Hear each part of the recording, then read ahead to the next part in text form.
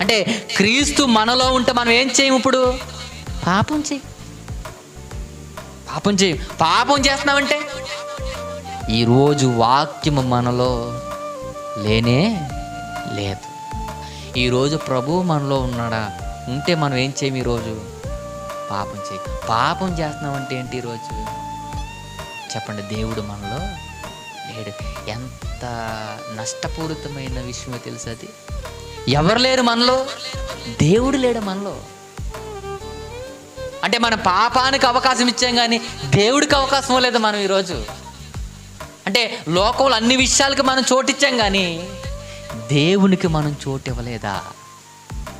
అందుకైనా మన జీవితాలు ఎలా ఉన్నాయి, అందుకైనా మన బ్రతుకు ఎలా అయిపోయింది, అందుకైనా మన నడవడికి ఎలా అయిపోయింది. అవును, మన నడవడికి అయిపోవడానికి కారణం ఏంటో తెలుసా? పాపమే కారణం.